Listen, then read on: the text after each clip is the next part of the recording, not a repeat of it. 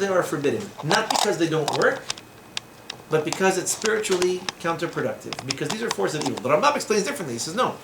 All these things are in the category of halachot that basically damage emunah. That's how you get. These are things that are detrimental to emunah. It's like fat and cholesterol are bad for your cardiovascular health.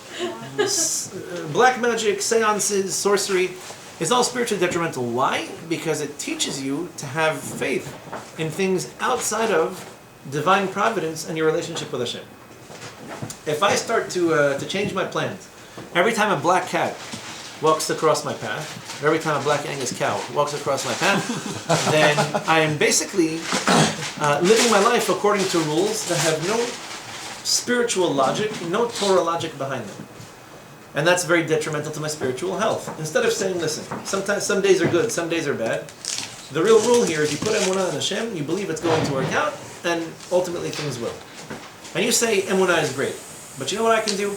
I can take the bone of a dead cat, put it under my tongue or under my arm, and I can speak to spirits and souls that can give me all kinds of bits and pieces of advice. There was this Chabad rabbi in Britain,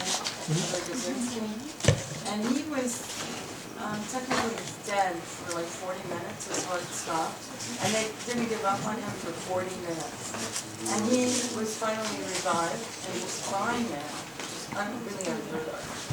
And he reported that during that time, that he went up to the higher realms, and he met, not Moshe Rabbeinu, I don't know who, and then he finally asked for the Rebbe, because he didn't know whether he was coming back or not, because it was 40 minutes. And the Rebbe said to him, no, you have to go back, because you didn't do what I brought you here to do, and you're not finished, so you are going to go back to earth. This is what he remembers during that time. And then there's a book written, there's a lot of books written, but there's a book written by a brain surgeon who died. His name is Proof of Heaven. It's called Proof of Heaven. I was thinking of a different book. It wasn't a brain surgeon, but okay. But he also recounts, he was also, his heart stopped. He had some kind of horrifying, meningitis or something, and he was gone for a certain period. He was in a coma and he was gone completely, and then they revived him. And he also recounts, encountering in those times. But, these were very severe, unusual conditions. Okay, so I've never been dead. I'll just make a declaration to the best of my knowledge. Although I probably would have come back with prophecy if I had been. So I can't claim to have seen or experienced the things people claim to have seen and experienced, and probably for that reason. There was an interesting book that was written in Israel about 12 or 13 years ago. I'm going to say right around the turn of the century. It's called Life After Death. It was written by a guy, an observant guy, not a rabbi or a Talmid Chacham, but an observant guy who collected, I think it was 17 accounts like this in Israel. Now in Israel, unfortunately, they have a lot of people that, if it's from terror attacks or from military exercises or actual military combat situations, people that were badly maimed or even pronounced dead and then came back within a certain period of time. So stuff like that happens. That's not, there are documented cases of people being declared dead and then them coming back to life. But that they had some... But his point was that he went and he interviewed a bunch of these people, some of whom told him there were things they weren't allowed to tell him about that, by the way, which I thought was also really interesting, because he got more than one answer like that. Where people told him up to a certain point and they said, there are things that I just promised I wasn't going to say. But he took the commonalities to all these stories, and his point was that they all described very similar experiences. So we can discuss that at some point. The book was written without too many rabbinic approbations, but he makes a reference to a bunch of sources. The Zohar, for example, about things that happen after someone passes away, and the different stages that you clear when the Shema stands judgment, and how they all described seeing their life kind of like a video from beginning to end. So some interesting stuff. Now, this rabbi, for example, I don't know. I believe it was called something as generic as a Hayim Achar Mavet, like life after death. Yeah, which it was in Hebrew or in English? It was definitely written in Hebrew, printed in Hebrew. I don't know what would be. I'm pretty sure it was an Israeli guy who wrote it. I don't know that it was translated. Could be. Who knows? In the case of the Chabad rabbi, for example, that you cited, I'm just not familiar with the case. I can't really comment. I generally try to avoid commenting on people unless they work in politics. So he didn't consult with any. I mean, it wasn't a conscious. I mean, in fact, he was declared dead. So during his period as a dead man, that wasn't something he initiated. He didn't pay anybody to do it, and he didn't do it in violation of any Torah commandments. So anything that he experienced or believed that he experienced is not necessarily forbidden, because it's not like he achieved this through sorcery or black magic. So first of all, there's the fundamental machloket is whether or not these things actually exist. And it sounds from a pretty simple reading of the story of Shaul Hamelekh that, I mean, he knew where he was going, so either he didn't read the Moreh Nevuchim, which is, okay, I admit, printed about 2,000 years after he lived, but a little bit more. That or the Rambam said, the story is written from the perspective of someone who believes this happened, as if to say, this is Shaul Hamelekh describing what happened, the Psukim telling you what it is that he thinks. And the Rambam is pretty insistent about this because Avraham Avinu had a similar experience. Avraham Avinu, when he believes, he sees three men walking towards him, and so he welcomes them into his tent, and he tries to offer them to eat. And very interesting, the Midrash points out, it's a little bit subtle, but it's there, that in the beginning they're described as three men standing over him. So three men that he sees, he's sitting, they're standing, and he offers them to drink, and he'd wash their hands and their feet. On their way out, they're sent. The Torah describes them by yaqumu hamalachim, and the angels got up. So they come. These three men come to see him. One of them apparently took off, and there are two left that get up, and they're on their way to Sodom. So the Midrash says, "Wait a second, you introduced them as people, and now you tell me they're angels." So the Midrash says, "What happened?" So Avraham sees them, and he believes they're men. Okay, they haven't eaten in a while, but they're men. When he prepares all this food for them, and he offers them the food to eat, and they refuse to eat from any of it because they're not physical beings and because they don't do things like that, he comes to the conclusion, I thought they were people, and now I realize they were angels. I just figured out that I was in a prophetic dream, or there was a prophetic vision. According to the Rambam, the whole thing was a dream. The whole encounter was a dream. He thought he saw three men in his dream. In his dream, he prepares them something to eat, as he normally would while he's awake. They don't eat from his food. He's a little bit upset, a little bit happy, and then they get up and they go on their way. And you have an interesting situation like this by Yaakov Avinu, last week's parasha. So he leaves Eretz Yisrael. He puts his head down. He has a dream. All of a sudden, he wakes up. Look at that! I didn't realize this is the house of God, and this is the gate to the heavens. He was in Yerushalayim on his way up of Eretz Yisrael. So all of a sudden he has this realization. Okay, up until now I thought I was, I know it's a special place. I didn't realize this was in a special place within a special place. And so he comes to this prophetic realization after it happens. In this case, we're not, the simple reading of the Psukim is that something happened. And it sounds like the pshat, the simple understanding of it is that this is what took place. The Ramban is, not usually, but normally it's the opposite. He advocates the Kabbalistic understanding of things in many cases. And here he says, no, that's a simple pshat. Shaul went to this woman. She conjured up the soul of Shemuel and Nabi, who wasn't happy about it. In fact, the Gemara even tells us, right? Why are you angering me or frightening me or disturbing me? And the Gemara says, what was he asking about? He was concerned that maybe his sons were no longer observant. And from here the Gemara goes off on a whole discourse. This is how you know that even after someone passes away, they're responsible for what their children do. The legacy that you leave behind you is going to influence you and can even disturb you in the non-physical world. So wait a second, the Gemara is teaching me something from this whole thing that appears to be a hallucination to Shaul Hamelekh because he's under the influence. So the Ramban says no, that's a little bit exaggerated what the Ramban is trying to tell you. The reality is, these things are possible, they exist, and you have absolutely no business as a Jew believing in any of it or going to any of it. Not that it's not potentially true, not that it's not, meaning it's true in the sense that it exists, not in the sense that they have recommendations or pieces of advice, what you should do, what you should avoid, that you should take seriously for any reason other than what the Torah would otherwise suggest. And that's the beginning of the machloket. Interestingly enough, Shaul Hamelekh exhausts a couple of other options before he entertains this course of action. So why did you go to Baal HaTov? Assuming, like the Ramban, that this is actually possible, just deplorable, and that it shouldn't be done because it does damage the your emunah, it damages your relationship with Hashem, damages the neshama, perhaps.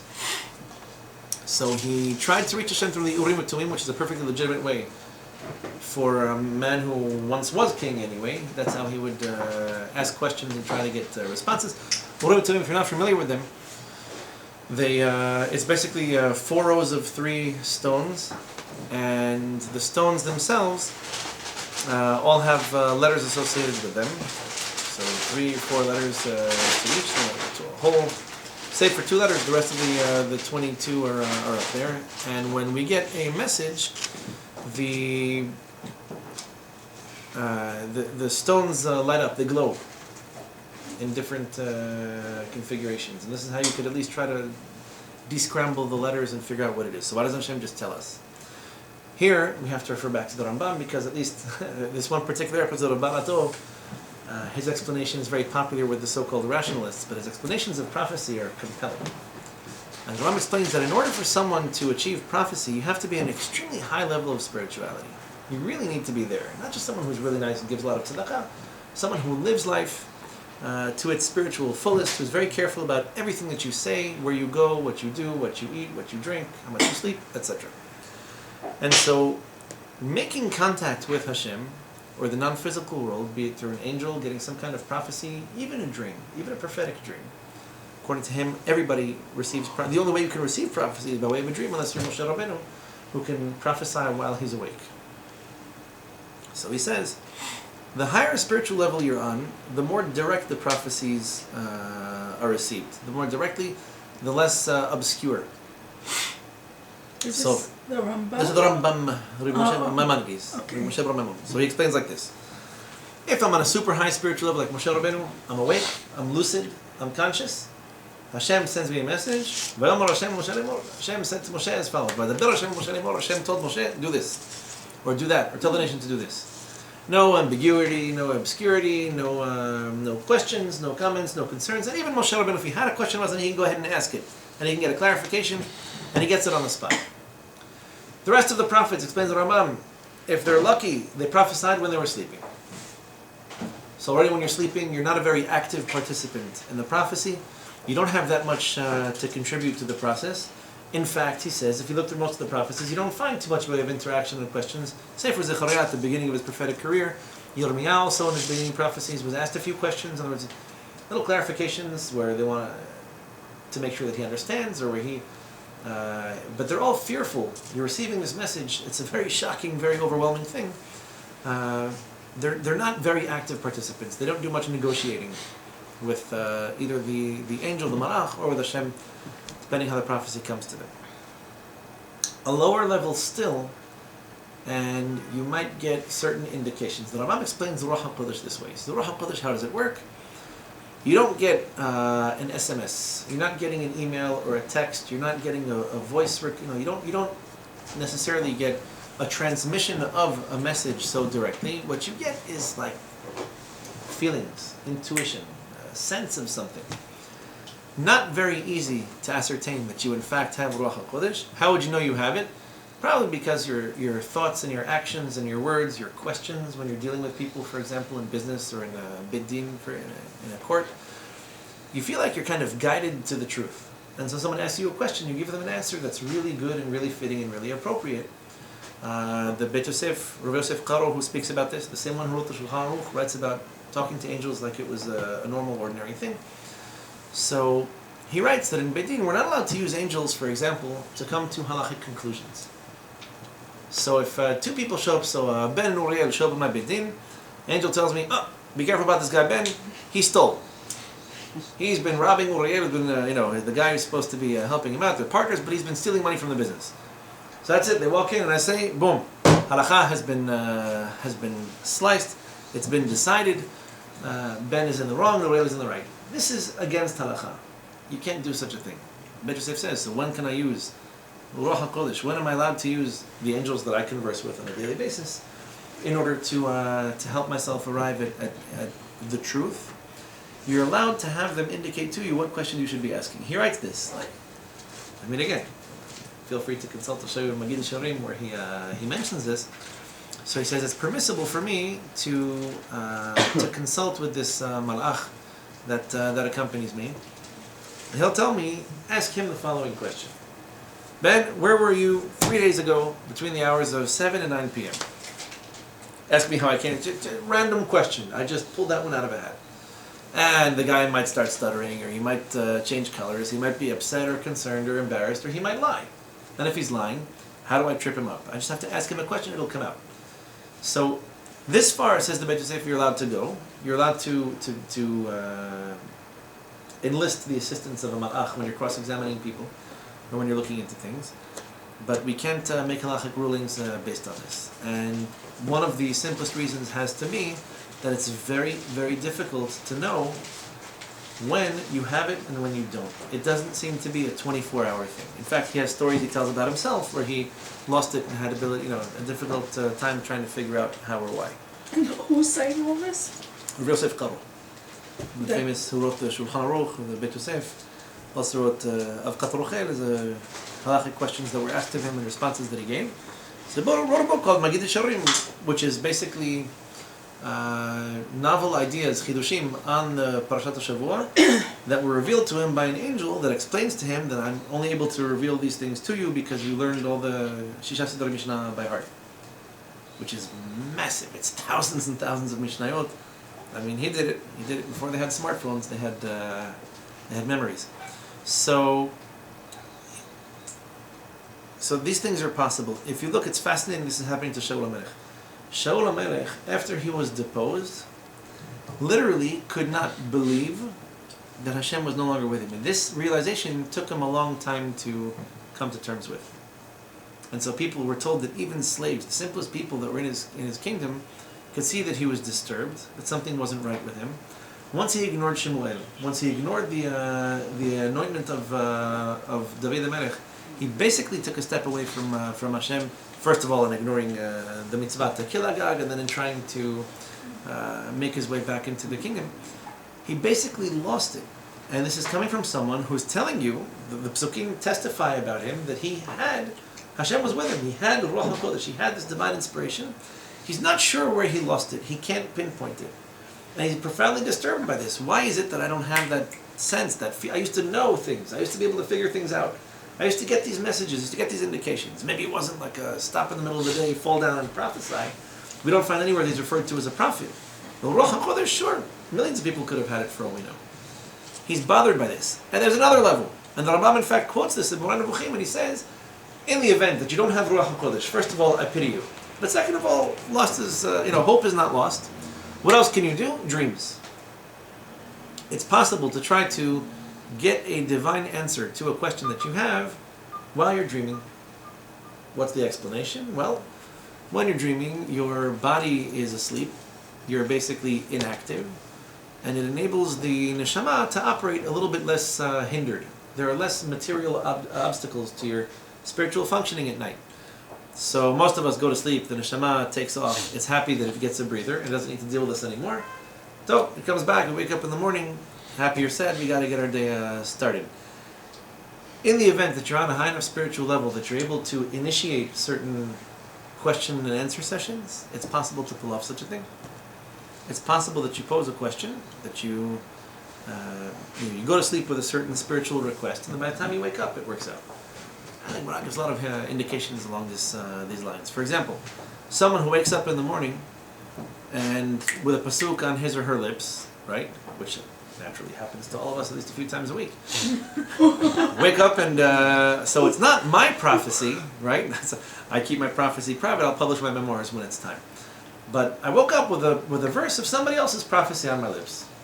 Happened to pull a random verse out of Sefer Obadiah, out of the prophet Yoel. And I woke up this way. The Gemara says this is what's called a nevuah TaNa. It's a mini prophecy. I didn't merit writing a canonized verse into the Tanakh, but I merited waking up with a canonized verse on my mind, which must mean that that the same message that was encoded in that verse of prophecy is what someone's trying to communicate to me. And in the non-physical world, you see, we communicate through Torah, communicate through prophetic concepts, prophetic ideas. So if I went to bed and woke up with a pasuk, here's an interesting segue into what you were saying before. Of the 17 people that were interviewed in this book, Life After Death, one of them happened to be, he was Talmid Chacham, I don't know if he was a Rav, but he was a learned guy. He was the principal of a Dati Leumi school, like a religious, basically a modern Orthodox, it was a high school, no? I want to say high school. So he said that when he was pronounced dead, also some kind of a heart attack, and he wasn't old, he was I think in his late 50s, he was pronounced dead, and he remembers all these things that went on that really supported everything else that everyone else in that situation described, some of whom were totally not religious, by the way. So he remembers this scenario. He remembers that he was being judged, that there were a lot of things that were held against him in this reckoning, and that right before he felt he was slipping off into a really bad place, he said that he woke up with this pasuk in his mouth. לא אמות כי אחיה ואספר מעשיה, כי אסור יסרניה, ולמוות לא נתנני. So it's a pasuk we read out of the Hallel. לא אמות כי אחיה ואספר מעשיה. I'm not going to die, rather I'm going to live, and I'm going to tell over the deeds of Hashem, the actions of Hashem. כי אסור יסרניה, ולמוות לא נתנני. For Hashem has tormented me, but He didn't give me over to death. And so he said that he woke up, he knew he had a mission. His mission in life was to go and explain to everyone what he saw. Save for a few details, I think, that he said he wasn't allowed to tell over. And he died a few years later. That was it. He just went on a tear, he went on a speaking tour, telling people, here's what I saw. It really is, we are judged afterward, and be very careful about certain things. He knew, he gave a few indications of what he was rebuked over, and he tried to fix them. And that was it. Okay, so I'm not, again, can neither support nor deny the claims of those who were dead and pronounced dead and came back and what they saw. But the concept of waking up with a pasuk in your mouth, that actually, the Gemara has an interesting source for that. And as someone who's familiar with at least these verses, it's, I guess, not unfitting that he should wake up with this particular verse on his mind. So, interestingly enough, Shaul Hamelekh is basically telling you, in a nutshell, if I were on a high enough level, I would have had the Ruach HaKodesh. And if I were looking for indications beyond the simple fact-finding that would otherwise lead me to the same conclusion that we arrive at, which is, do I do this, do I not do it? Well, look into it. Do I marry this guy or not marry this guy? I don't know, go on a date, see if you figure things out. Do I invest here, do I invest there? Well, look at the details. If it makes sense, do it. If it doesn't, don't. We don't have Ruach HaKodesh, so we try to live our lives on more or less empirical evidence. If he had the Ruach HaKodesh, he wouldn't have needed this. He couldn't get an answer from the Urim and Tumim. And so he's telling you, as like a last resort, I went to this sorceress. According to the Rambam, it was a hoax. It was a show. According to the Ramban, Nachmanides, it did happen, but it was wrong. It was inappropriate. And Shemuel Hanavi himself is telling him, for real, according to the Rambam, what you're doing is wrong.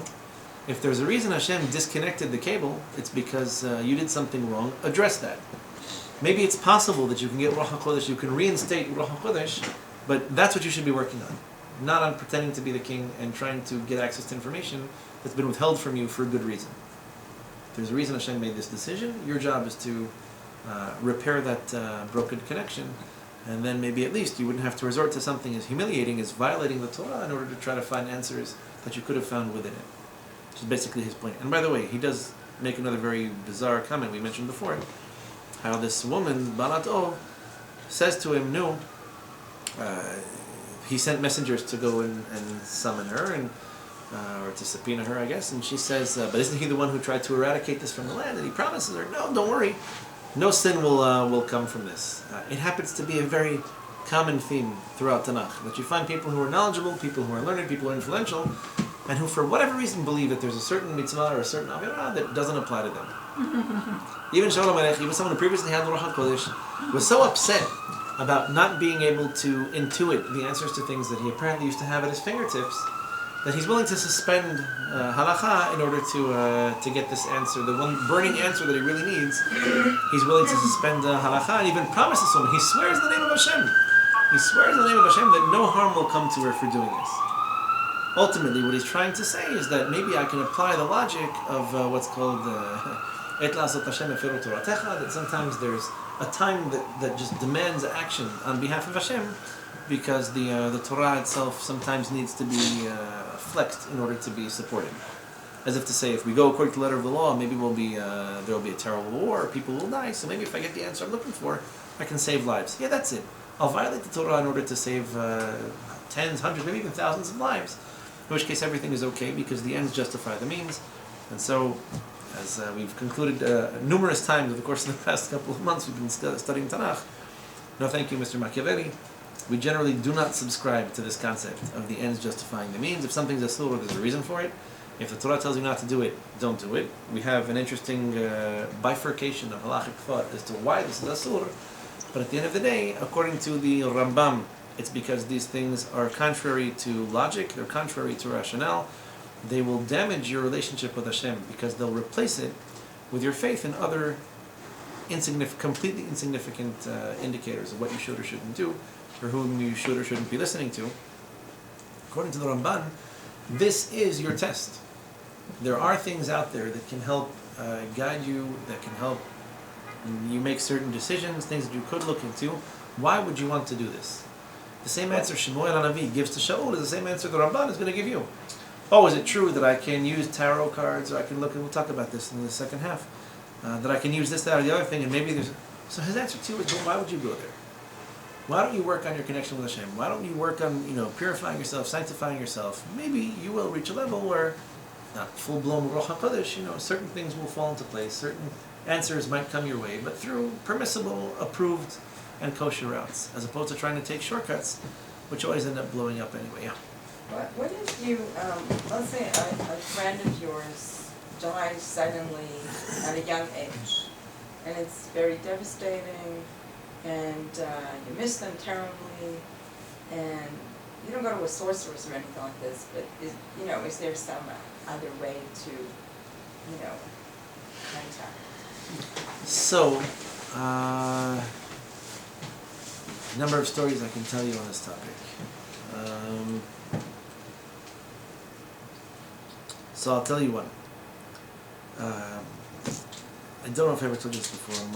My great uncle Daniel came from Morocco to Israel when he was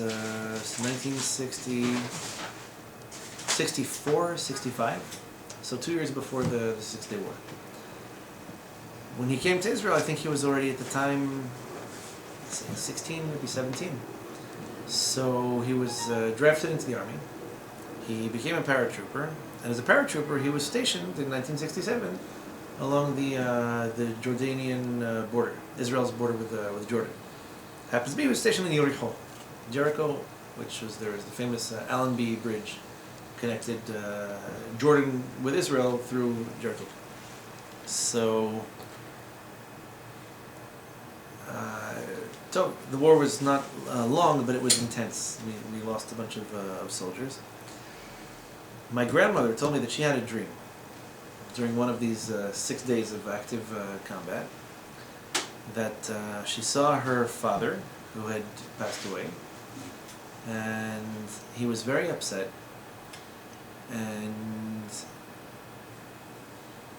she said that she and her sisters used to come help him get ready for Shabbat. He was diabetic and he was a little heavy, so they would help him, trim his nails. And so she came as if and she sees the dream, like she felt like it was Erev Shabbat and she should go help him as she usually does, get ready for Shabbat. And he looked very distraught. He just started like manually tearing off his nails. Like he looked very, upset. She was scared, so she backed off, and that was it. She finds out the next day that the Allenby Bridge, the Israeli position, the fortified position they had on the Israeli side of the Allenby Bridge, was shelled, and that her brother was killed. They were, the artillery, whatever, overnight. Probably about the same time that she has this dream, she hears that her brother was killed.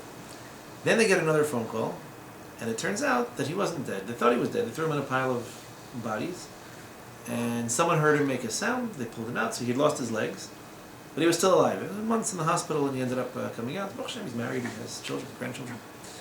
So I told the story to Rav Sabat when I was at Yeshiva, and I was curious because we had a whole discussion. There was a time that we were discussing dreams. And so he told me, look, the Neshama are related to each other in very intricate ways. There are people that you're physically, genealogically related to, say siblings, aunts, uncles, cousins, etc. And there are people that you're neshmatically related to. In other words, there are neshamot that are, the example given in the literature would be like leaves on the same branch of the same main branch of a tree. So there isn't necessarily a logic behind who you're nishmatically close to or who nishmatically you just don't get along with, but that explains an awful lot about why some people get along and some people don't. In fact, very often you have brothers and sisters that don't get along at all. Almost seems kind of random. They're the same family. And then you have people who have nothing in common, you would think, and end up doing things like getting married. Who saw that coming? How did this guy marry this girl? Or why did this guy end up being best friends with that guy? Or how come this girl so super close to her, maybe when they were younger they didn't even get along, and all of a sudden things just come out of nowhere. They blossom. So the people that you're spiritually, nishmatically close to, you're much more nishmatically sensitive to.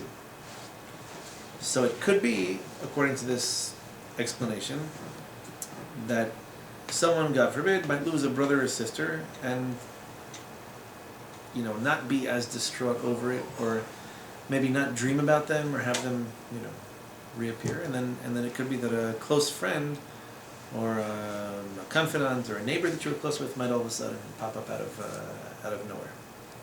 And there are reasons for this. Maybe sometimes people have like unresolved, unfinished business, someone that you regret insulting or offending, or someone that you regret being friendly to.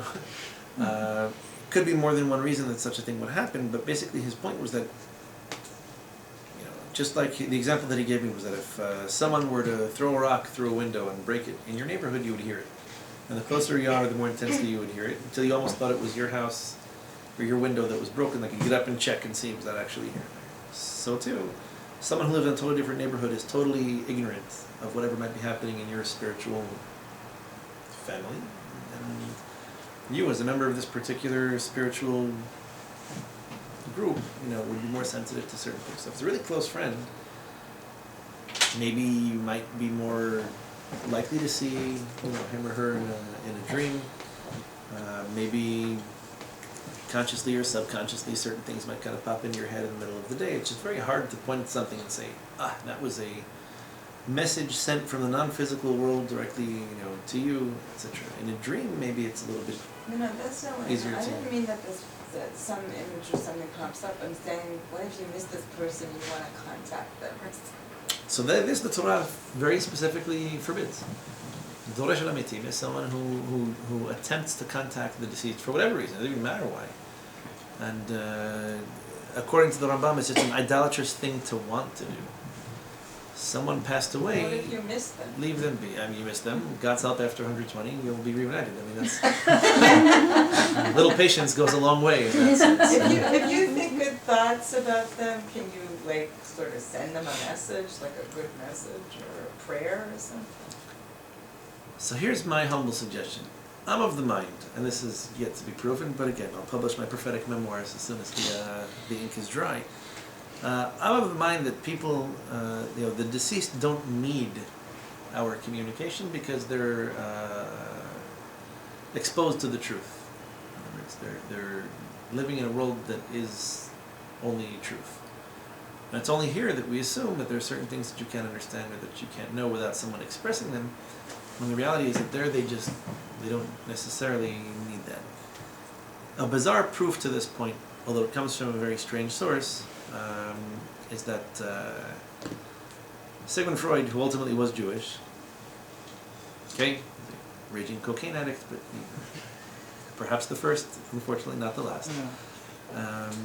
He writes in his diary that he had been through certain passages of Talmud. He writes specifically the 9th chapter of Masechet Brachot, which talks a lot about dreams, and he says that a lot of his conclusions about dreams and dream analysis. He was probably, by the way, the first psychologist who ever wrote about that. It's very interesting.